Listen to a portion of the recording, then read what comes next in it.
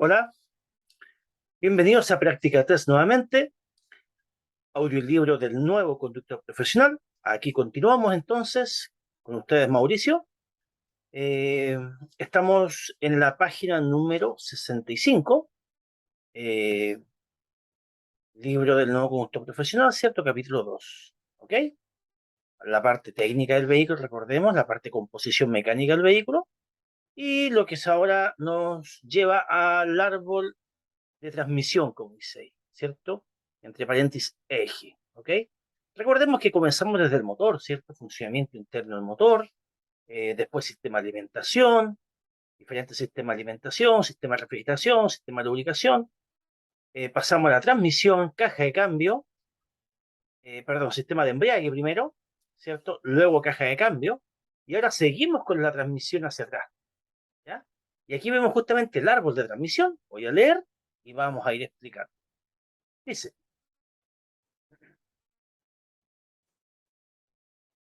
una vez modificada la relación de giro de motor, en la caja de cambios, el empuje debe llegar a las ruedas del eje propulsor, aunque en determinados vehículos industriales este empuje se transmite a más de un eje, existiendo una extensa gama de configuración.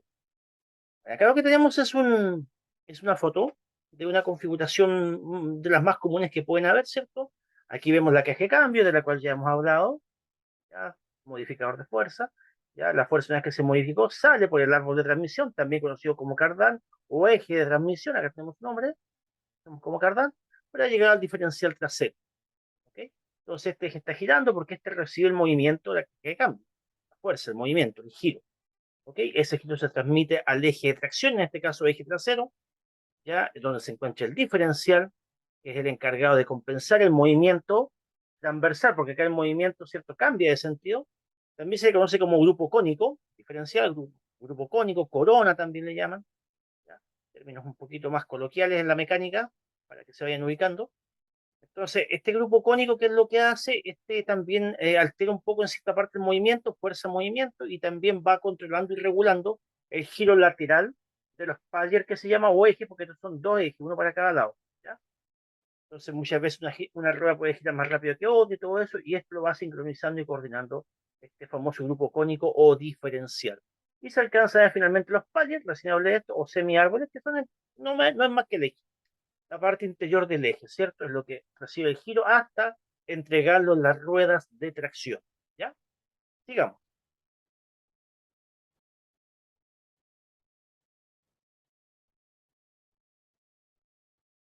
Dice, la emisión del árbol de transmisiones transmite la fuerza y el movimiento desde la salida de la caja de cambios hasta el grupo cónico diferencial.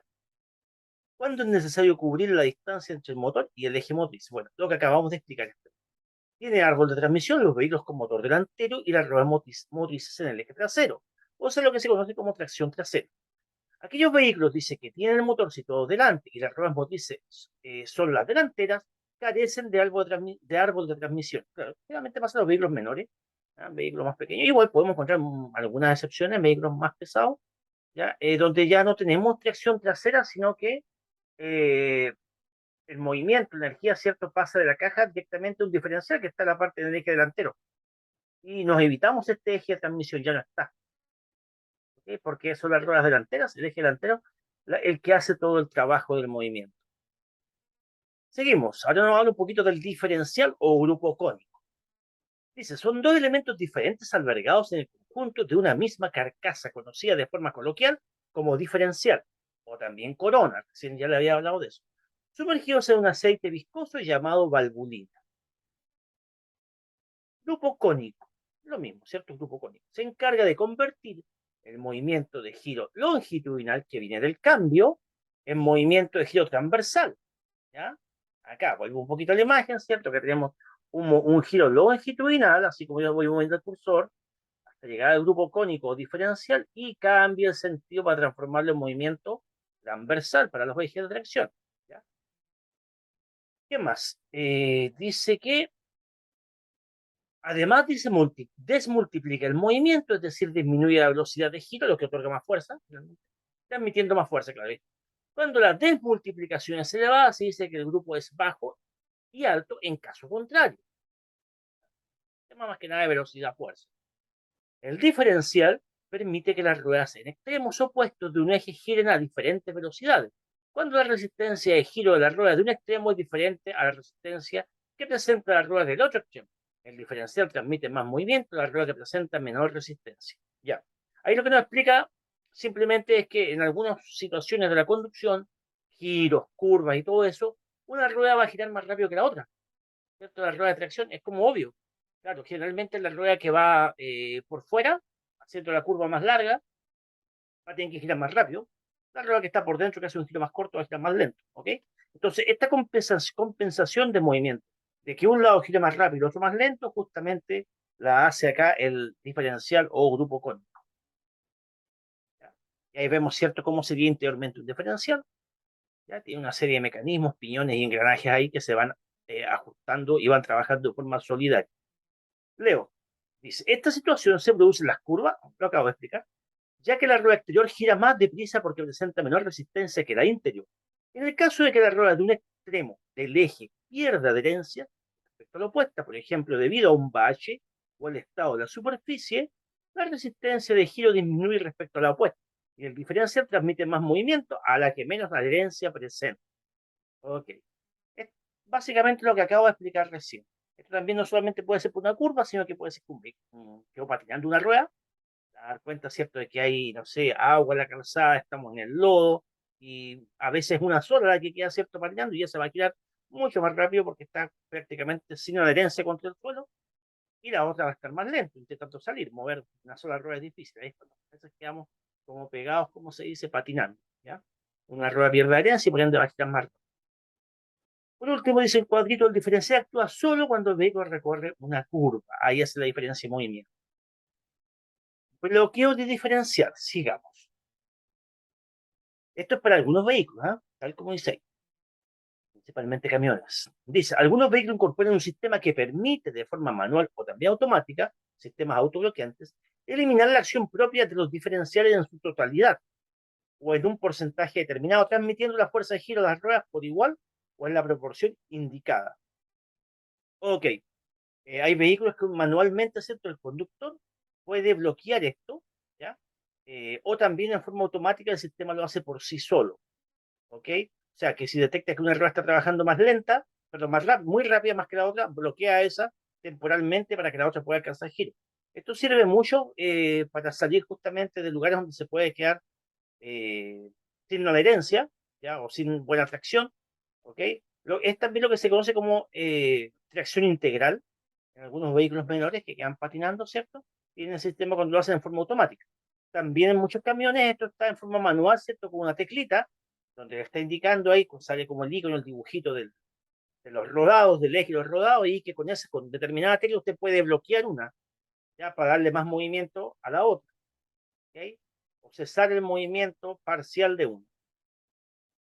Los paliers son los ejes interiores. Ese es el verdadero eje, en realidad. Dice, son los ejes que transmiten el movimiento transversal que sale del diferencial hasta las ruedas. El diferencial hasta las ruedas, ¿cierto? Son de un material bastante consistente por toda la fuerza que tienen que resistir. Son los que llevan todo el peso del movimiento. También se le llaman semiárboles. Palier o semiárboles. A no olvidar lo que más adelante lo vamos a volver a ver. En algún caso, los camiones tienen ejes retráctiles o descargables, que son dispositivos de elevación montados en forma permanente y destinados a reducir e incrementar la carga sobre él o los ejes del vehículo. ¿Qué significa esto? Yo creo que quizás lo han visto por ahí, ¿cierto? Cuando vemos los ejes traseros, los de tracción se puede decir, y ahí vemos la imagen de un camión, ¿cierto? Ahí tenemos un doble eje. Podemos ver que uno de ellos puede estar como en el aire. El neumático queda como colgando, generalmente, ¿cierto?, el eje interior. O también puede ser otro. Bueno, en este caso el otro, perdón, acá el otro. Está como el rojito y se nota que no hay contacto con el suelo, está como colgando, ¿de acuerdo? Eso se conoce, ¿cierto?, como eje retráctil o eje descargable, ¿ya? ¿Qué pasa cuando es retráctil? Permite elevar y bajar las ruedas completamente respecto al suelo. O sea, ahí el conductor la, puede hacer modificar el mecanismo a voluntad, ¿cierto? Bajar, regular, dejarlo más contra el suelo o dejarlo simplemente elevado, sin contacto. Depende de lo que él quiera hacer. Y obviamente, si va a llevar carga, más o menos pesada en la parte trasera, ¿ya? Va a necesitar dos ejes porque se va a repartir mejor el peso. Si no es necesario porque no sería un exceso de consumo, porque va vacío, levanta un eje. Retráctiles. El segundo es el eje descargable. Permite variar la carga sobre la rueda sin levantar el eje mediante la suspensión neumática u otro sistema. Ya. Ese está vacío mientras esté sin peso constantemente en el aire como el que vemos en la fotografía. Pero en cuanto ya se sobrecargó ese eje y llegó a un punto determinado, ¿cierto?, de peso, ya va a firmar el segundo eje gracias a la misma suspensión que va a bajar por el peso, va a firmar este segundo eje sobre el suelo, teniendo dos ejes de contacto trabajando. ¿Okay? Significa bastante bueno, ¿cierto?, para los temas de la carga. Bien. Las ventajas que permiten son, esto que acabamos de hablar, reducir el desgaste neumático cuando el vehículo no está completamente cargado, claro, porque tienes dos neumáticos que no están trabajando, no tienen contacto con el suelo, están en el aire, ¿ya? Facilitar el arranque sobre el terreno resbaladizo, ok, claro, porque ya es mucho mejor con dos ejes de contacto, ¿cierto? Solo resbaladizo. Incrementando la carga sobre el motor. Y cuando se supone la carga máxima por eje, permite distribuir la carga entre más ejes porque vas a tener uno más para repartir el peso. Configuración de los ejes de tracción. Acá ya nos metemos en un tema más detallado, bastante bonito igual, importante sobre todo para los amigos transportistas de carga, lo que se viene ahora es súper importante. Dice así, determinados vehículos como los remolcadores o los destinados a obras precisan más de un eje de tracción. Claro. Mm, Generalmente los que cargan trabajan con más peso. Y hablemos de justamente remolcadores, camiones tolva, camiones que trabajan con ripio, que son trabajan con mucho peso, ¿cierto?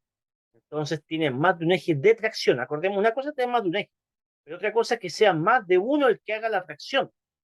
Ya, a eso se refiere. La configuración se realiza en base al número de ruedas que traccionan respecto del total de la rueda. Ahí vamos a explicarlo con dibujito enseguida, así que no se preocupe. Contando las gemelas. Cuando se habla de gemelas son aquellas que llevan un par por cada lado. O sea, también se conoce como rodado doble. Rodado doble, ¿ya? Ahí está justamente entre paréntesis, dos ruedas en cada extremo de un eje. Como, se cuenta eso como una sola, contando las gemelas como una sola. En el croquis que vamos a ver, vamos a contar las gemelas o el rodado doble como una sola rueda o un solo rodado. Lo que importa es que es el rodado completo, ¿ya? También se tiene en cuenta si la tracción es permanente o acoplable en alguno de sus ejes. Perdón. Ya, veamos. Tracción permanente. Permanente tracción. Dice, es aquella que en todos los ejes motrices transmite el movimiento en forma constante. En este caso, los ejes, además de los diferenciales transversales propios de cada eje motriz, necesitan otro diferencial llamado longitudinal que actúa sobre los ejes motrices contiguos, compensando la diferencia de vuelta de cada uno de ellos. Pero lo que nos explica acá que el tipo de tracción es que es constante, o sea que el conductor no la puede desconectar o conectar. Si ya, ahora voy a colocarle una tracción más, ya, o me voy a quedar con la tracción simple o voy a poner la doble. No, ese es constante permanente. Obviamente que es un vehículo que va a tener mayor consumo y seguramente también es un vehículo que trabaja en faena, ¿cierto? O en un ambiente más forzado y por eso tiene una reacción constante, ¿ya? ¿Qué más dice? Necesita de otro diferencial llamado longitudinal que actúa sobre ejes motrices contiguos, compensando la diferencia de cada uno de estos. Claro, va un diferencial más, obviamente, para compensar la diferencia de movimiento, porque tenemos dos ejes trabajando en tracción. ¿Ya? Entonces, por eso hay un diferencial más para el otro eje que igual está en movimiento para compensar de que un lado gira más rápido, otro más lento. Tracción acoplable es aquella que precisa una intervención directa del conductor o automática para transmitir movimientos a alguno de los ejes. Ok, eso simplemente como decimos en un vehículo menor, conectar la 4x4 o desconectar la 4x4. ¿Ya? Y ustedes quizás sabrán también que en muchos vehículos menores hay 4x4 automática o tracción integral que se llama que el vehículo la conecta solo. ¿De acuerdo? Cuando ya siente que no está teniendo adherencia en el eje principal. ¿Ok? Pasa lo mismo en vehículos de carga. Entonces, por eso se dice que eh, la intervención puede ser directa o indirecta del conductor, o automática, se dice. Vamos viendo los tipos de eje. Y acá, como decía, hay un dibujito interesante de ir viendo y analizando. ¿Ya? A ver, voy a leer todo lo que dice ahí y de ahí voy a explicar los dibujitos mejor. ¿De acuerdo? En este tipo de transmisión se utilizan cajas de transferencia conectables a voluntad del conductor. las cuales no compensan la diferencia de vueltas del eje delantero respecto al trasero, por lo que se debe tener especial cuidado en desacoplar oportunamente.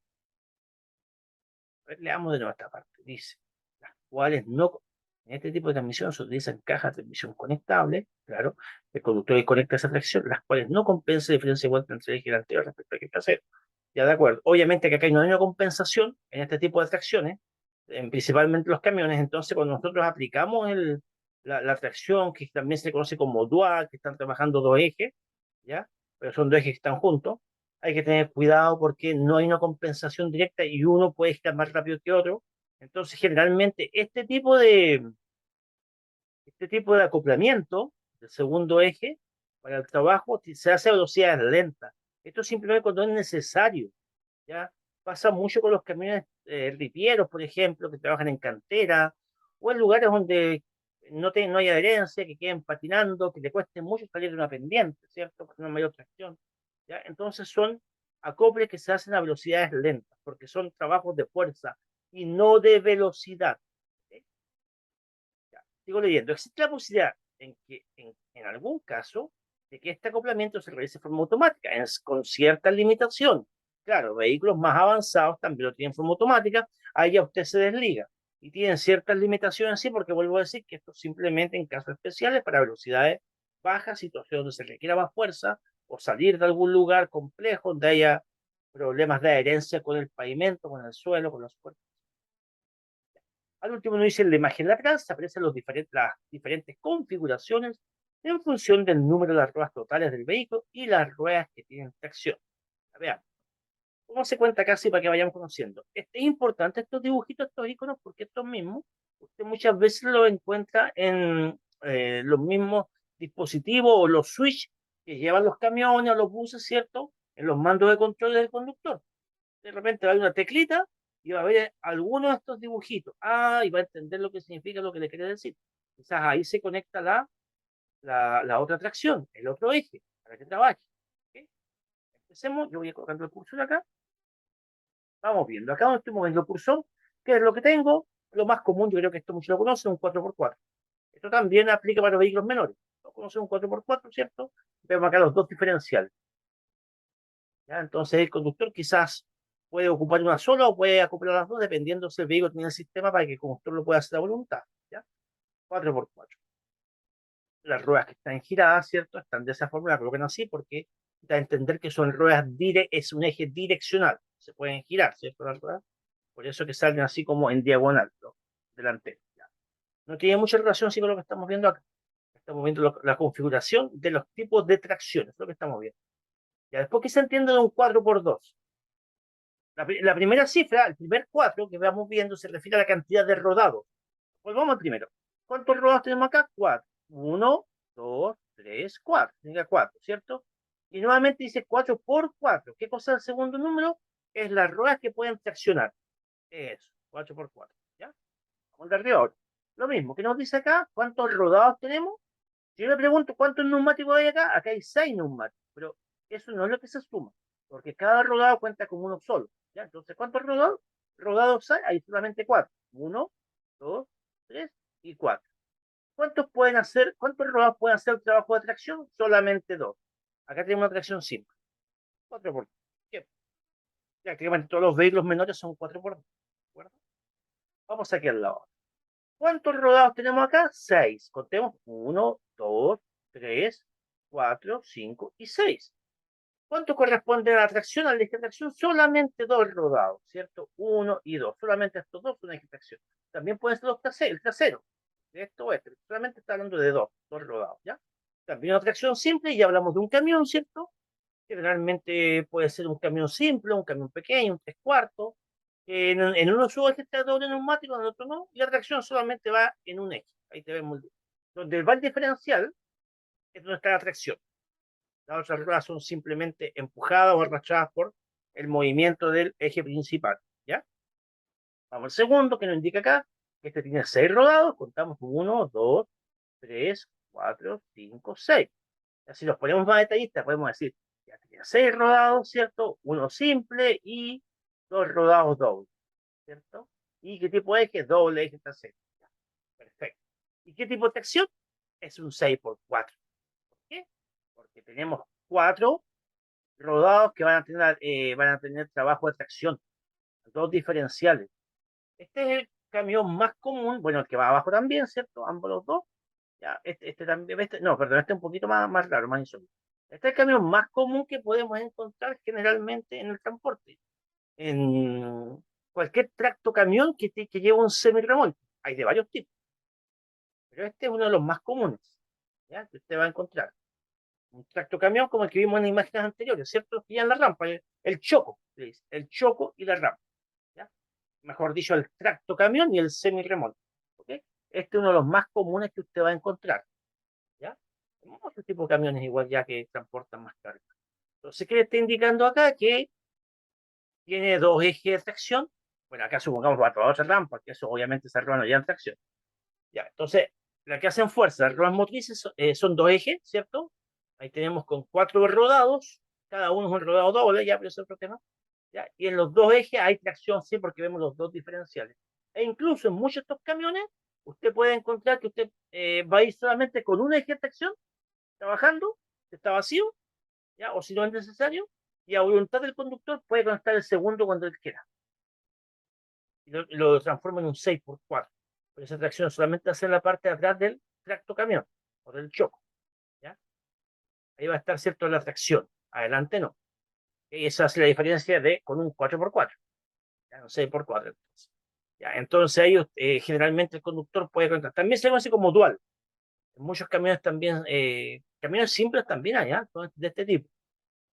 Hay un camión Ford que salió así, ya bastante conocido, que empezó con este sistema hace muchos años ya, donde el conductor podía conectar el dual, que significaba que empezaba a trabajar en un segundo eje. Camiones menores que trabajan en el ripio también tienen, como una 4x4 que va a reforzar la adherencia y la fuerza, obviamente. Sí. 6x6, acá ya tenemos un camión más sofisticado, acá tenemos una verdadera máquina 4x4 todoterreno, depende del tipo de neumático que tenga, ¿ya? Por ejemplo, los Unimog suelen tener Unimog simple. ¿He escuchado el Unimog, cierto? Un tipo de camión militar que se usa bastante en faenas forestales igual. Entonces, ¿qué tenemos acá? Tenemos 6 rodados, ¿sí? ¿Ya? Y los 6 tienen tracción, que generalmente el conductor la conecta a su voluntad. Y hay algunos que son tan maravillosos que las tracciones las puede conectar todas si quiere. O sea, dejar una sola, o conectar 4, o conectar las 6. O sea, podemos decir que ese tipo de camión, si fuera un tipo todoterreno, con neumático acondicionado y todo lo demás, no queda prácticamente en ninguna parte. Vamos acá arriba, que tenemos un 8x2, o sea, acá ya tenemos una máquina más sofisticada igual, pero solamente tenemos un solo eje de tracción, ¿ya? Lo que sí también está para soportar peso adelante igual, ya, es bastante raro, porque tiene dos ejes direccionales, es un poquito raro este tipo de máquinas, ¿ya? Pueden ser máquinas especiales, ¿cierto? Algún tipo de máquina que trabaje en la nieve, barreras de nieve, maquinaria, ¿cierto? De trabajo especial, pero un 8x2. También, acá tenemos un camión fuera de lo común con dos ejes de dirección adelante, ¿ya? Bueno, aquí 8, perdón, 8x4, el 8x2 está arriba, ya significa que hay 8 rodados y solamente hay 2 rodados con tracción. Abajo 8x4, acá nos da mayor tracción. 8 rodados con 4 de tracción y 2 ruedas direccionales, ¿ya? Y después tenemos acá el 8x6, que ya ese también es un tipo de maquinaria especial, es muy raro. En todo lo que vemos acá, ¿cierto? Es muy raro que usted encuentre un camión normal transportador de carga con este tipo de doble neumático delantero. No digo que no exista, pero es raro. Generalmente esto se atribuye a otro tipo de maquinaria, ¿cierto? De trabajo, maquinaria industrial, ¿ya? Camiones mineros, de faena, etc. El 8x6, ¿cierto? También tiene, ese ya tiene 6 tracciones, ¿ya? 6 rodados con tracción tiene ahí. ¿Okay? Y hay dos solamente que no tienen tracción que se llevan al medio. Y el 8x8 ya es un monstruo, es un monstruo que justamente puede ser un tipo de camión militar, un tipo de camión de faena minera, agrícola, quizás también, ¿cierto? Forestal, etcétera, ¿ya? Y claro, ese camión es un verdadero tren en lo que es la tracción, una verdadera locomotora, con 4 diferenciales que están otorgando tracción a todos los ejes. Los 8 rodados están con tracción. Supuestamente no debería quedarse en ningún lugar, casi como una oruga, por así decirlo. Digamos. Y acá tenemos un dibujo de lo que sería, a ver, a cuál eje correspondería este. Podría corresponder a este, al 4x4 que tenemos acá. A ese puede corresponder este dibujo grande que tenemos acá, ¿cierto? Donde vemos los dos ejes traseros quizás de un camión, ambos con diferenciado, o sea, ambos con tracción, ¿ya? Eso es lo que podemos ver ahí. O puede ser también, perdón, yo dije también puede ser este de acá. Solamente este es la parte trasera. Puede ser este o puede ser este también, solamente la parte trasera, ¿ya? O sea, pueden ser todos estos 8 en la parte trasera, menos esta acá arriba, porque vemos dos diferencias. Puede ser este, puede ser este, puede ser este, puede ser este, puede ser este. O en caso que fuera un vehículo menor, que hay muy poca distancia entre sus dos ejes. Así que igual dudo que sea como alguno de estos, ¿ya? Entonces ahí podemos apreciar los dos diferenciales, ¿cierto?, que permiten la motricidad de ambos ejes, delantero y trasero. Vamos a ver también acá el árbol de transmisión o cardán entre que une a ellos dos, ¿cierto? Y seguramente acá viene el otro que sale de la caja cambio igual que une al primer eje de tracción. Se ve bastante ancho igual las masas, porque lo más probable es que sean de rodado doble, así como esto que vemos acá. Digamos, viendo. Ah, bueno, y hasta ahí queda lo que es la transmisión del vehículo. Ya la transmisión, digamos, ya final del vehículo, porque ahí ya llega hasta las ruedas motrices, que son las que otorgan el movimiento a nuestra máquina. Pasamos a otro sistema, sistema de suspensión. Suspensión, la palabra lo dice, suspender, ¿no es cierto?, sobre el suelo. Veamos en qué consiste. Voy leyendo y voy a ir explicando. Es el destinado a evitar que las irregularidades del terreno se transmitan bruscamente al interior del vehículo y mantener las ruedas del vehículo siempre en contacto con el suelo. ¿De acuerdo? Claro, las ruedas del vehículo van siempre en contacto con el suelo, aunque hayan irregularidades, ¿cierto? El sistema de suspensión hacer que baje hacia el suelo contra la irregularidad que haya y al mismo tiempo permite absorber ya los movimientos, las oscilaciones o las irregularidades del terreno hacia la cabina. Hace una conducción más cómoda, ¿cierto? Para la menor cantidad de vibraciones, ¿ya? Y también, tanto para el cuidado del vehículo como para la comodidad y el confort de los pasajeros, de la carga. Sigo leyendo. Su misión es mantener la estabilidad del vehículo y absorber irregularidades del terreno, evitando daño a la carrocería y haciendo la marcha más confortable. Es lo que acabo de explicar. Solamente me falta una palabrita que es un pequeño concepto que es también ayuda a mantener la estabilidad. O sea, una buena suspensión igual me va a dar buena estabilidad sobre el suelo, sobre el terreno, a velocidad, a baja velocidad, ¿cierto? Para hacer maniobras y también para el control de la dirección del vehículo.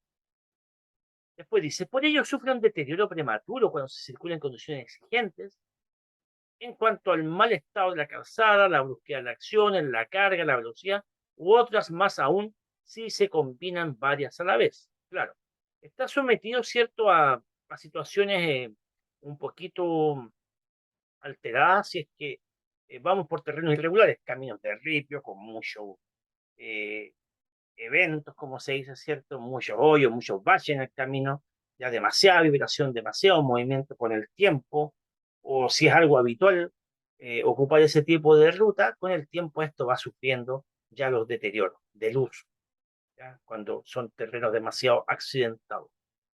Hay que tener en cuenta eso. Y peor aún si el conductor es brusco al conducir, ya no mide cierto la velocidad, no aplica el cuidado que hay que tener, ¿cierto?, para ir evitando quizás algunas irregularidades o compensando la velocidad y eso, también entonces una conducción brusca va a hacer que este daño sea más prematuro aún todavía en nuestro sistema de suspensión.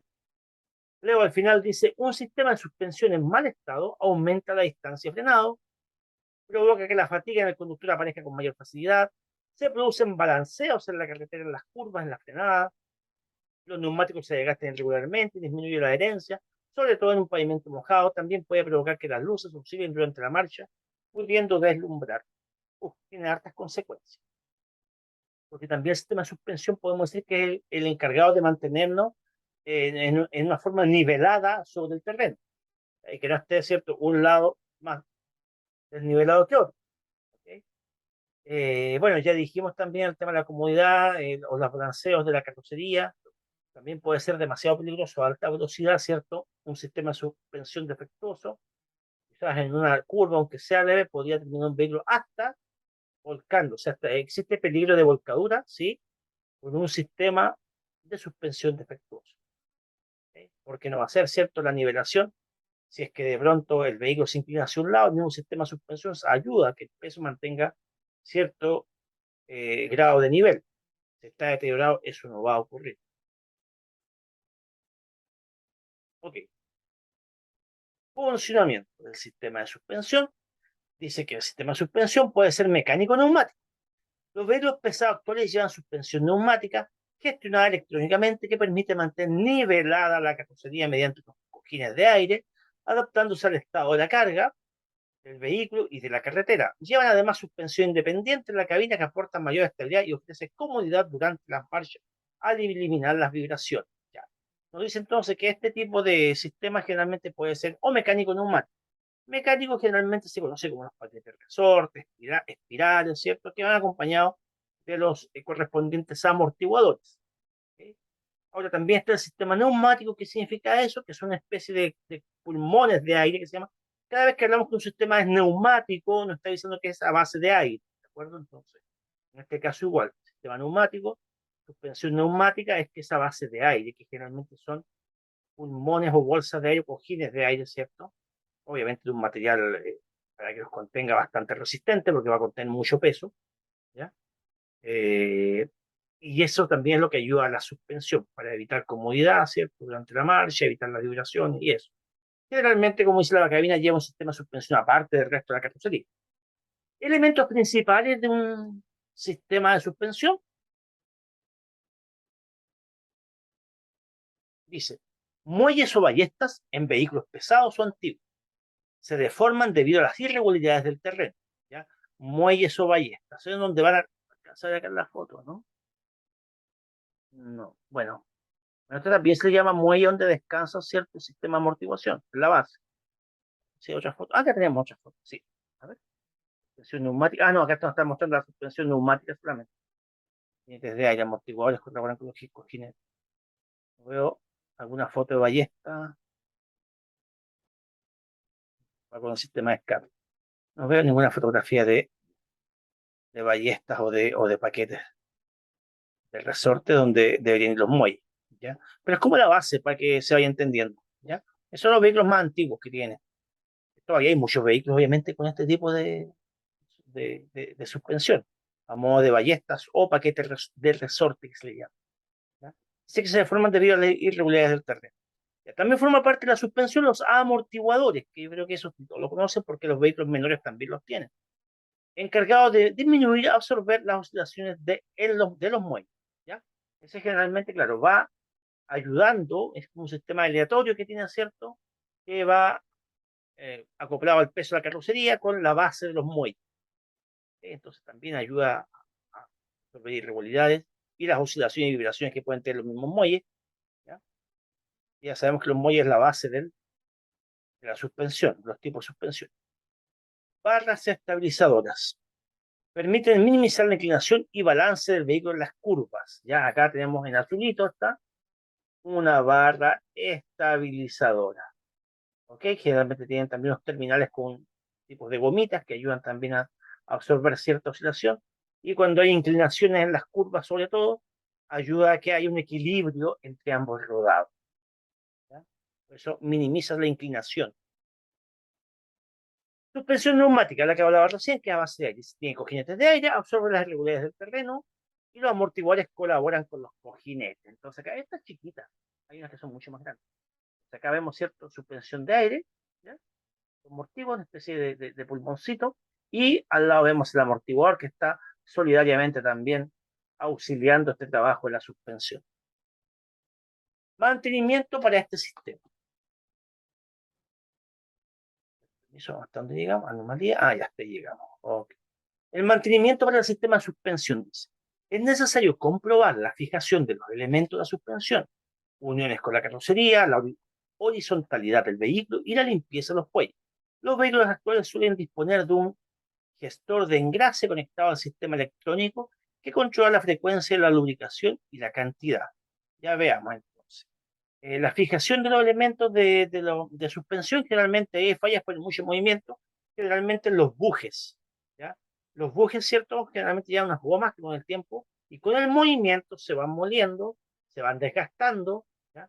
Entonces ahí se empieza a sentir los golpecitos, los virajes y todo eso, y es hora de cambiar buje o cambiar goma. ¿Ya? En el caso de las máquinas pesadas, esto finalmente se hacen en talleres, son de repente muy complicados sacarla por la presión y la fuerza de torque que hay que aplicar con las llaves. ¿Ya? Entonces se hace con algunas llaves especiales para quitarlos y cambiarlos. ¿Ok? Ya, ¿qué más? Bueno, verificar también la horizontalidad del vehículo. También uno se puede dar cuenta justamente cuando usted mira su vehículo, que está apoyado sobre una superficie plana, una calzada plana. Si este está cargado siempre hacia un lado, no que la calzada tenga inclinaciones, es otra cosa. Si el vehículo está cargado hacia un lado, tenemos un problema de suspensión en algún lado. ¿Ok? Sigo leyendo. Los vehículos actuales suelen disponer de un gestor de engrase. Ah, ya. Engrase, justamente, ¿cierto? Conectado a un sistema electrónico que controla con frecuencia de la lubricación y la cantidad. Hay varios de estos sistemas que se van lubricando igual, entonces tiene un sistema de engrase automático. Varios de los vehículos más modernos. En suspensión mecánica, dice, comprobar la pérdida de líquido de los amortiguadores, ya que su falta puede provocar excesivas oscilaciones en el momento elástico, muelle o amortiguador. ¿Qué significa esto? En la suspensión mecánica, ¿cierto? Que acabamos de ver un amortiguador, los amortiguadores generalmente pueden ser de aire o de líquido. Son del líquido cuando ya empiezan a fallar o con el tiempo se revientan, como se dice, ya se puede ir perdiendo líquido. ¿Ok? Entonces, si ese amortiguador no nos sirve prácticamente, hay que cambiarlo. Ya esto puede suceder por las excesivas oscilaciones que hay. Dependiendo del terreno que andemos, los amortiguadores van a sufrir más o menos. ¿Qué más? El envejecimiento no afecta a la elasticidad. Ok, el envejecimiento no afecta a la elasticidad. El movimiento sí. ¿De acuerdo? La ausencia de grietas o fisuras en la hoja de las ballestas. También las ballestas, ¿cierto? Que son, podemos decir que placas de fierro, de un material bastante consistente, ¿ya? Con el tiempo, con los años, pueden empezar a sufrir oxidación y de ahí vienen las fisuras, grietas o partiduras en esto. ¿Ya? Entonces es un indicio claro que alguna vez en cualquier momento se nos puede quebrar. De hecho, se quiebran con excesivo peso o movimientos muy bruscos. La lubricación de los puntos articulados de la suspensión. Claro, generalmente las ballestas y eso lleva, donde está el buje, a veces también hace cierto juego, cierta articulación pequeña, pero la hace. Es importante también un poco de lubricación de grasa, más que nada. Hay puntos de engrase para que este movimiento sea eh, más suave. ¿Ya? Y también ayuda a que no se desgaste el mecanismo de articulaciones. En la suspensión neumática, la que vimos delante, con el tema del pulmoncito de aire, ese que vimos ahí, dice, ¿qué es lo que usted debe comprobar? El estado de canalización, o sea, las cañerías, para que no presente roturas, porque pueden haber fugas de aire, deformaciones o golpes, por lo que pueden producirse fugas, claro. Y se escucha, se siente, ¿ok? Bueno, y también se va a dar cuenta porque no va a estar llenando de aire el sistema de amortiguación, el pulmón de aire, que le llamamos, ¿cierto? No va a estar llenando en un momento. ¿Ya? Y bueno, también puede escuchar, como digo, eh, las fugas de aire. ¿Ok? ¿Qué más? La regulación de la válvula de control de nivel, también. La regulación, el conductor, ¿cierto? Va a contar con una válvula para controlar el nivel en estos casos, en estos sistemas. ¿Ok? Entonces, ver la regulación de esta para que pueda controlar el nivel de aire en su medida justa. Que muchas veces también se puede regular de acuerdo al peso del vehículo, del cambio. ¿Ok? Ya. Y por último, anomalías que nos puede presentar este sistema. Eh, Primera anomalía, una suspensión muy dura. ¿Cómo usted puede saber que una suspensión es dura? Bueno, va a sentir más incómodo, ¿cierto? Todo el movimiento del vehículo. ¿Ok? Va a saltar más, mayor vibración. ¿Va a haber amortiguación? Suspensión sí va a haber, pero es muy dura. ¿Ok? Hasta el mismo conductor le va a ser incómoda. ¿Ya? Causas probables, muelles deteriorados. Los muelles, ¿cierto? Donde se alojan, que son las bases de la suspensión, generalmente pueden estar deterioradas, puede presentar algún desgaste, deformación, trizadura a punto de quebrar alguna pieza, etc. Suspensión muy blanda que el vehículo está como rebotando, ¿ya? O baja con mucho peso, baja al tiro un vehículo. O sea, la carrocería o la cabina, ¿cierto? Se nota que baja, y si cargamos más un lado que otro, se la va a cargar inmediatamente. Lo más probable, amortiguadores desgastados, deteriorados, ¿ya? Amortiguadores que ya no sirven, o también puede ser uno de los sistemas de suspensión también, el principal, también que está con algún problema. Se puede quebrar incluso una ballesta, y eso a veces no nos damos cuenta hasta que se cargó con peso el vehículo. Síntoma, el vehículo va como saltos. Aquí sí, el vehículo va como a salto, ahí va a andar como pelota saltarina, ¿ya? Anda rebotando, lo cual no debería ser. Fijo casi prácticamente ese amortiguador en mal estado, y esto igual pasa en vehículos menores. ¿Por qué? Porque como vimos al principio, el amortiguador tiene la función justamente de disminuir la oscilación del terreno. O sea que si el vehículo por algún motivo baje el nivel del terreno, lo que sea, baja, ¿cierto? Baja, la idea es que no suba inmediatamente y quede como rebotando, sino que baje y después suba subiendo lentamente por efecto de la misma amortiguación que va sosteniendo a que esta subida de toda la carrocería del vehículo no sea brusca. Tanto en la bajada como en la subida de la carrocería, por las oscilaciones del terreno, van a ser reguladas y graduadas por el amortiguador. Si esto no está ocurriendo porque el amortiguador no cumple su función, esto va a empezar a oscilar o saltar demasiado rápido, ¿ya? Siguiente y última, carrocería inclinada o hundida. Ya lo habíamos comentado recién. Uno, los muelles o ballestas, ¿cierto? En mal estado. Acá generalmente cuando se quiebra una pieza, incluso espirales, cuando hablamos de espirales, como un resorte. Muy pocos camiones tienen espirales, generalmente lo vemos más asociado a vehículos menores, ¿ya? Entonces, espirales es como una espiral. Hoy en día, sí, también los hay, por si que también los hay, camiones más antiguos también los hay. Eh, Camiones de faenas madereras, por ejemplo, los Unimog tienen espirales, la gran mayoría, pero son camiones ya un poquito más antiguos. Ya, entonces, estos espirales son como se puede quebrar uno perfectamente, y a veces no se nota a simple vista, salvo cuando lo cargamos o cuando nos damos cuenta que de pronto anda siempre como más inclinado hacia un lado. El problema con esta falla es que con velocidad, con terrenos irregulares o cuando hay alguna exigencia de este tipo, hay peligro incluso de volcar, de volcadura. La suspensión tiene mucho que ver con la estabilidad del vehículo en todo momento. Entonces parece importante detectar estas fallas a tiempo. Sobre todo si usted va a trabajar con carga pesada, va a trabajar quizás con madera, va a trabajar con ripio, con elementos muy pesados constantemente, y peor si hay caminos irregulares. Va a estar sometido a estos problemas que podrían dañar su vehículo, y que podría afectar enormemente la conducción si usted no se da cuenta, ante las exigencias del camino, tipo de conducción, etcétera. ¿Ya? Bueno, aquí entonces, estimados, vamos con el sistema de suspensión. Llegamos, después se nos viene el sistema de escape, que es bastante largo, así es que lo dejamos para nuestra próxima sesión. Recordar que todavía estamos en la parte técnica del vehículo, ¿ya? Principalmente enfocados en vehículos de carga y pasajeros, vehículos más grandes. Eh, Todos estos conocimientos obviamente son importantes para la parte teórica, pero también para la práctica, para usted como futuro conductor profesional. Entonces, espero que finalmente esto haya sido de su agrado y sea un aporte para todo su estudio. Se despide Mauricio para Práctica 3. Que estén muy bien y nos vemos en la próxima clase de nuestro libro del nuevo conductor profesional. Que estén muy bien. Muchas gracias.